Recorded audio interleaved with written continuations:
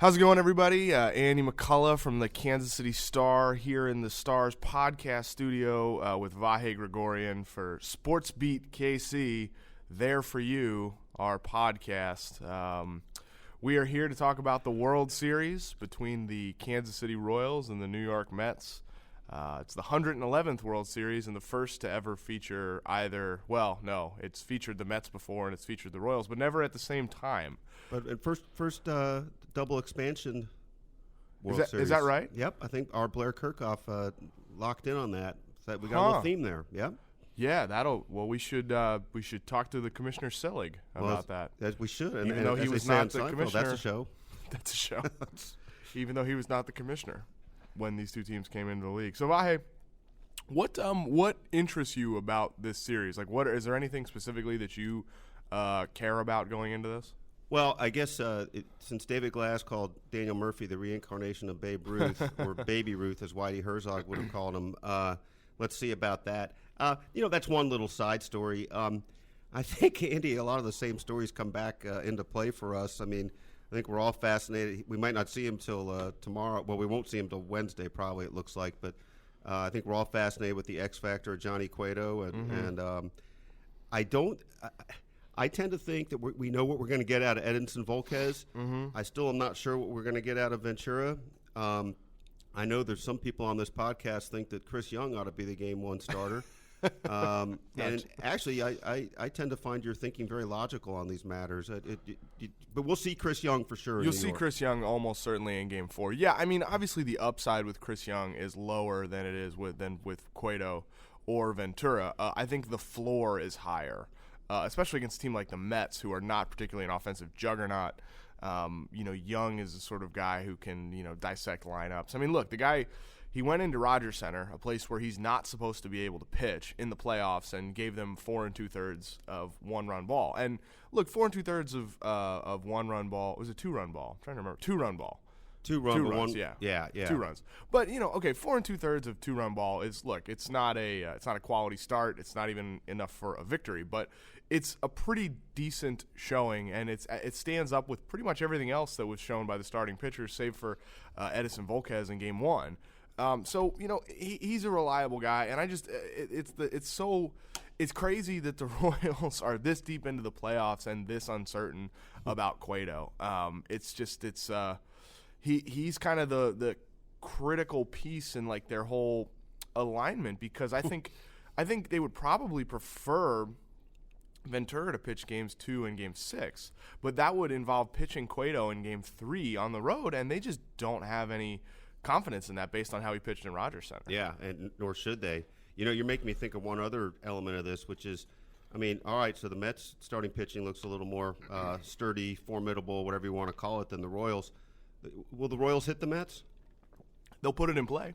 Yeah, we can say that. I mean, that's I guess the marquee matchup is the 4 young, hard throwing guys against this Royals lineup, which is 9 good players. I mean, that's kind of the theme that's emerged here, is that there's no dominant superstar. There's no one guy having the postseason of his life. Although Alcides Escobar was great last series, Ben Zobrist was great last series, but there's been different heroes in every game, and if you had to boil it down, I mean, the 2 best hitters on the team all year have been Kane and Hosmer, and it was Kane and Hosmer who came through in Game 6. It was Kane and Hosmer who had huge hits in Game 4 in Houston. But you can go up and down the lineup and find guys who've had success. So, the thing is, like, the Mets throw hard, right? That's what they do. They throw velocity, and they have velocity and breaking balls. They're not huge on changeups. The Royals struggle with soft-throwing lefties who work away and throw changeups. They're not going to see that. They're throwing 3 power righties who, overpowered the Cubs, but the Cubs are a swing-and-miss team. They struggle with velocity. The Royals do not. They're probably the best team in baseball when it comes to hitting, elite velocity, because they like fastballs. I mean, you're talking about fastballs in the strike zone. That is exactly what the Royals are about. It's like Alcides Escobar was asked, why do you like swinging at the first pitch? He goes, because 99% of the time it's a fastball for a strike, which is what you're trying to do, when you are the hitters, like the guys who are on the Royals, who are not necessarily they don't reduce their zone to one small quadrant. They're about plate coverage. They're about putting the ball in play. So yeah, I mean, I do feel like the Royals will hit the Mets pitching in this one. Something you said made me think of this. It's a little digression, but I've been to Shea Stadium, but I've never been to Citi Field, and I don't really know what to expect in the environment there. But I was interested to read this. Maybe you already knew this, that the Royals outdrew the Mets by a couple 100,000 this year, and so the atmospheres don't really matter exactly. I mean, you'd rather have the home field advantage than not. We've talked about that a lot, but Citi Field's one of the new places. Kauffman Stadium, if I'm right, is Kauffman Stadium the third oldest stadium in baseball right now after Wrigley and Fenway? It Angels, depending on what Dodger Stadium too.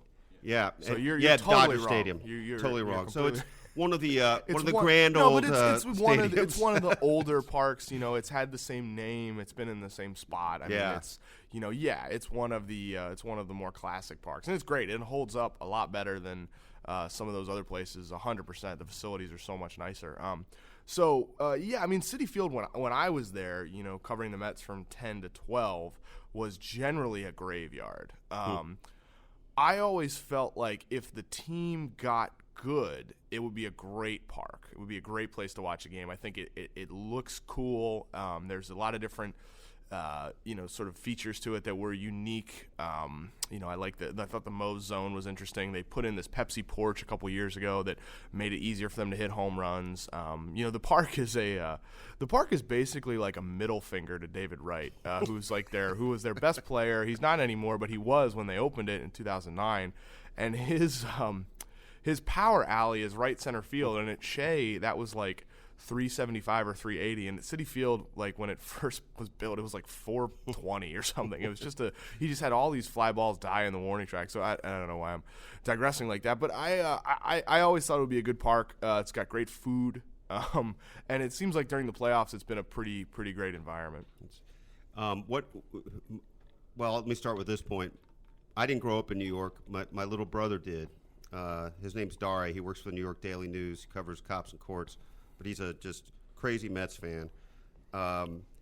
He's got a dog in this hunt, and we're obviously interested observers. But he's a fan, and he wants me to sing "Meet the Mets" if they win. I don't. Again, not really having a dog in the hunt. I'd like to counter with some sort of humiliating thing for him to sing if the Royals win. Is it a Fetty Wap song? What is it that we ought to throw at him? I don't know. I mean, the bands I like from Kansas City are like the Get Up Kids and Reggie and the Full Effect and like the Anniversary, but that wouldn't really be embarrassing because those are just good bands. So I don't know. Let's keep working on this. I think it would probably be too much to ask to have our entire staffs be obligated to sing one or the other for the winning squad. Yeah, I mean, that strikes me of homerism because, I don't care who wins, so I'm not going to sing a song if the Royals lose. Yeah. I'm just going to take vacation. He's going to take a long vacation. You're going to sleep a lot. I'm going to take a long walk off a short pier. Well, I hope you don't do that. Oh, that's a bad thing, isn't it? I don't mean that. Yeah, I'm going to jump in a pool. Baptize, anew. But this takes me to another point. My brother and sister-in-law came out to St. Louis once for a game, and they just started booing for no reason. I mean, it wasn't even a Mets-Cardinals game. It was just, and I turned to my sister-in-law, and I was joking with her. I said, but we don't really do that here. Yeah. Obviously, that happens here, too. But can you, in your time here, from your time there, is there a differentiation to be had between a Mets fan and a Royals fan? I mean, no. I mean, people in the Midwest, stereotypically are more polite. That's true, but they're also maybe less direct, which is, right. A bit of a downside. Again, I mean, I've covered the two best Royals seasons in the past 30 years, and I covered 3 just wretched Mets seasons. So the tone, I think all fans, I think all fan bases are pretty much the same. There's a couple that are maybe more entitled, and more self-righteous.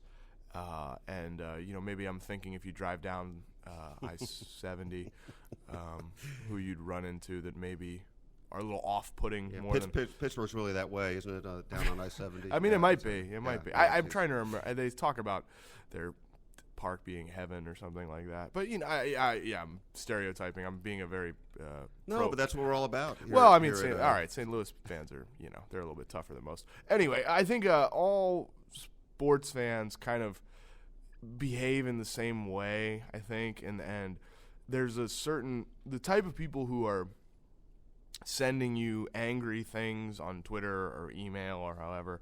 I think there's the same sort of percentage among the fan base, like the same, like, whether it's 10% or 25%, whatever we think that percentage of sort of irrational, angry person who uses sports as a way to, take out their emotions on things rather than communicating about other stuff. I think that's the same for every fan base, So, I mean, look, Mets fans have been through a lot, Their team is in New York. They are in town with the Yankees, who spend a lot of money every single year. The Mets have essentially been behaving like a small market team for the past 5 or 6 seasons because their ownership group was caught up in the Bernie Madoff scandal and basically didn't have any money to spend. So the Mets have a smaller payroll than the Royals. The Royals are behaving like a mid-market team now after so many years of being called cheap and things like that.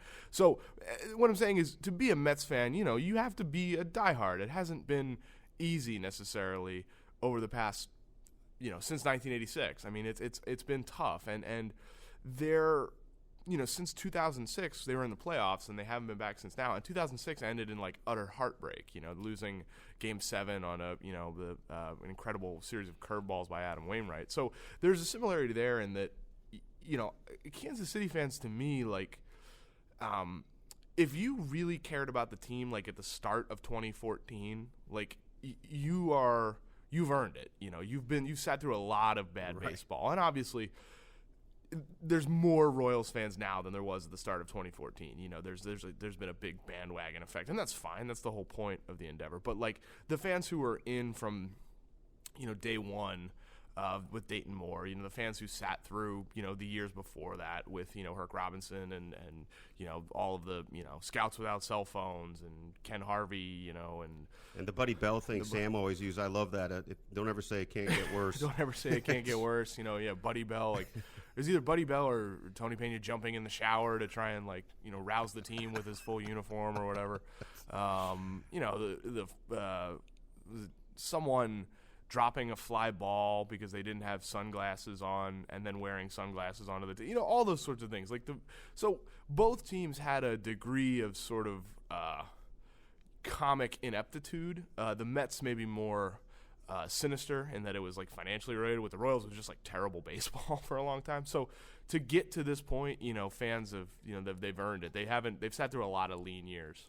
Well, there's something really interesting in a few different interesting things of what you just said, but one thing that sticks out to me, and Sam and I were talking about this at the Chiefs game yesterday, because of course we're talking about the Royals over there.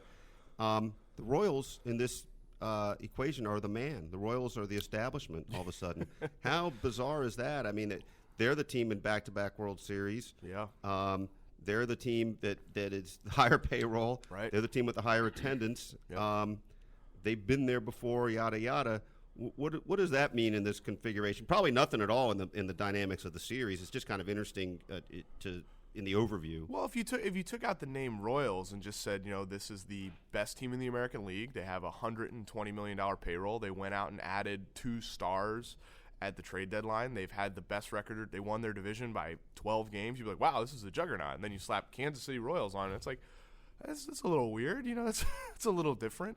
But I mean, it's a sign of what the organization's accomplished. When the Royals made the James Shields trade, this was what they were hoping for. They were hoping that Shields would be a transformative figure in franchise history, and also they got Wade Davis, which helped. It's funny because it's still the James Shields trade, but it will be Davis, if Wade Davis, his contract runs through 2017. I would be curious to see what he can accomplish over the next 2 seasons if he stays healthy and stays dominant, and if the name of the trade changes. Because he has been, Shields was great for them, obviously, for 2 years. He was pitched very well, especially during the regular season, and helped change the dynamics of the clubhouse and helped, sort of provide the players with more, reason to be confident than in years past. But I think Davis will. I mean, he just has more years to have an impact here, and I think maybe in 5 years it will be called the Wade Davis trade.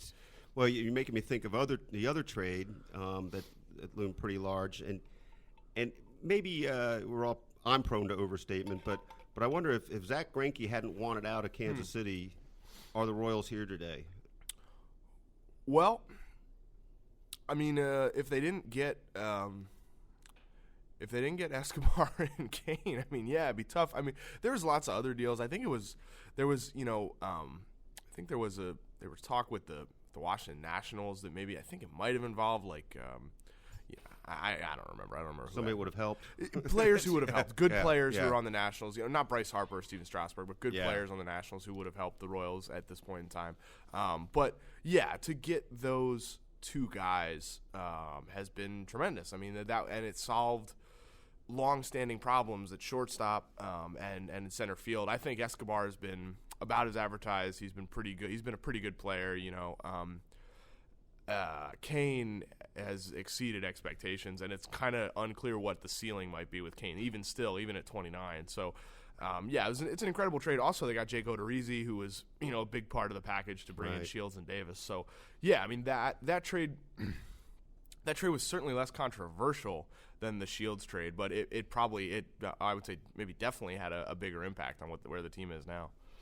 Picking up Cueto, we've probably scrutinized this a lot of different ways, but I haven't really talked to you directly about this before. Seems to me the trade is really not. The acquisition trade has really not worked out as anybody would have hoped. Nope. Also, seems to me it was the right move. Yeah, based on what they knew. Look, the team felt like it needed an ace. They needed an upgrade in the starting rotation, and I think everyone agrees that they needed a better pitcher than Jeremy Guthrie. So, okay, well, where are you going to find one? Who are the options?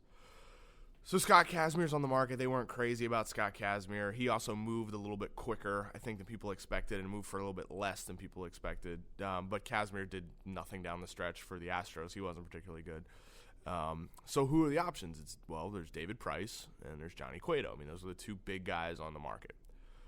The Tigers didn't want a deal when the Royals wanted a deal. The Royals are famous for operating a little bit ahead of schedule on certain things. Sometimes they sign guys a little early in the offseason. They like to just kind of, hey, we're up front. This is what we want. This is what we've got. If you want to make a deal, let's make a deal.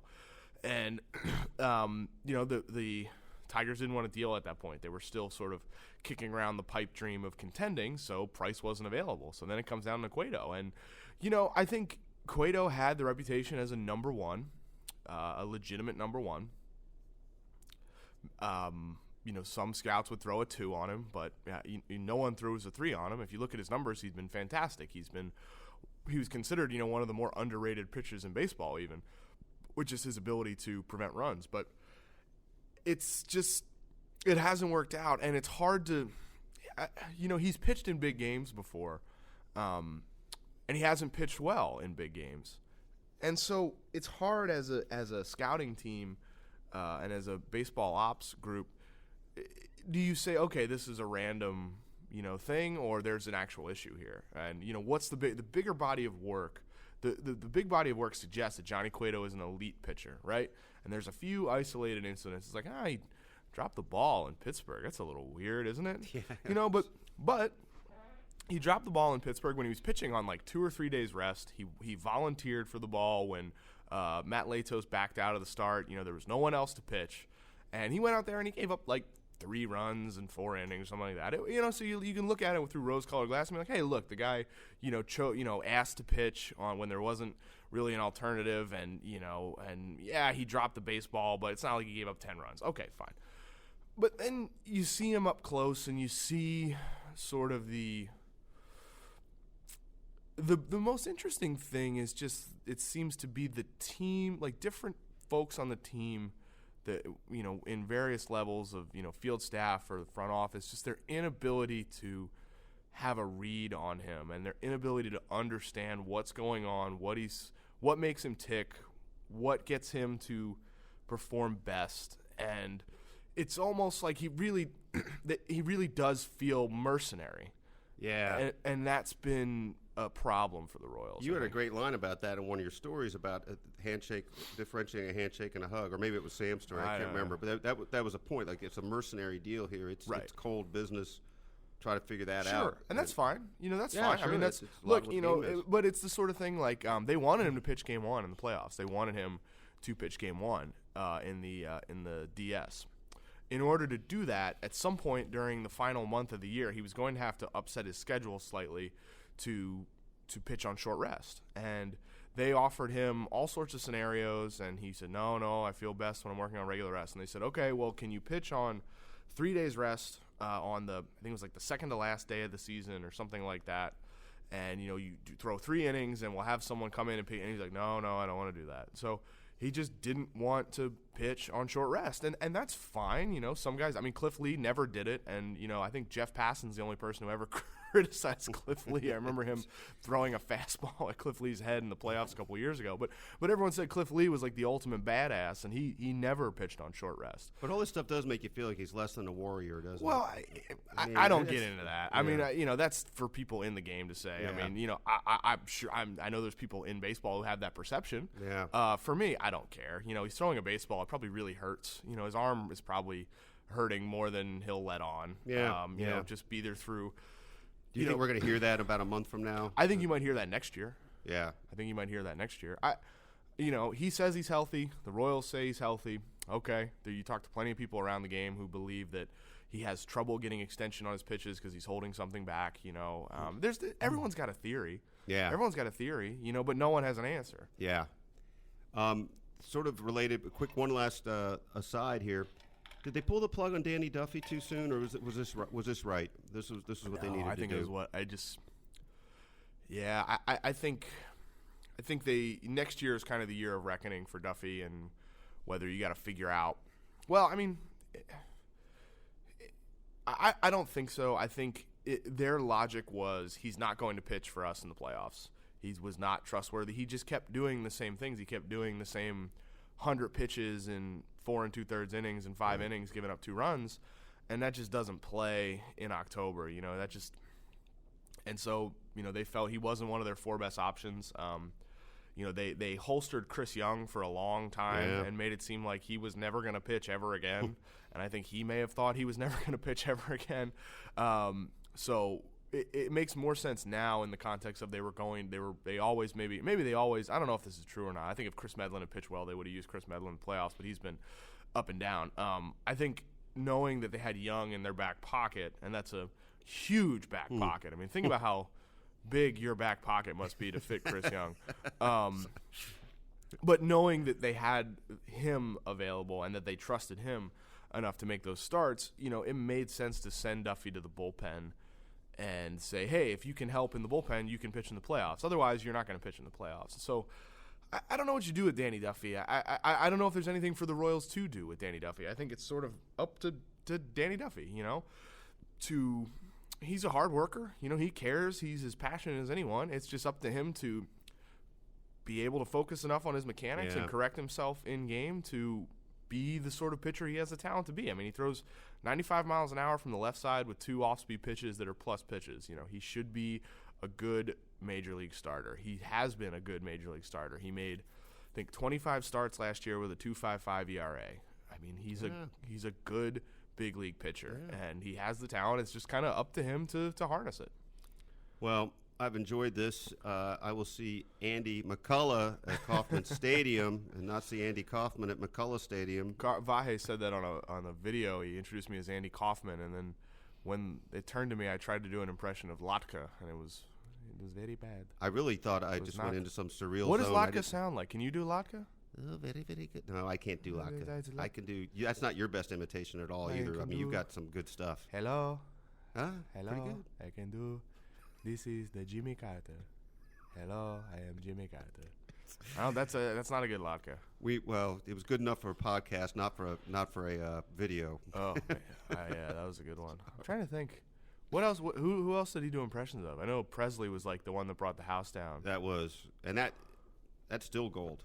I want to know who else you do impressions of. The problem is you're not really allowed to do them, for public consumption. Who could I do an impression of publicly? I can do an impression of Sam, but that's what I'm going to do on my vacation. Boom. Get it? Yeah, I get it. Nailed it. Boom. By the way, sometime there will be a video or podcast of Andy and Therese and worlds will collide and explode. But I would like to interview Therese about the Chiefs. I watched the first half. I have many questions about the Chiefs. For example, why? Well, there you go. That's a good start. Why? But no, you two guys are also great impressionists. So sometime we'll see that. But I think our studio we're running out of time. editor here. is telling us get out of here and go to the stadium. We got to go to the park. Thanks a lot, Andy. Enjoyed it. Yeah, thanks, Vahe. And thank you all for listening.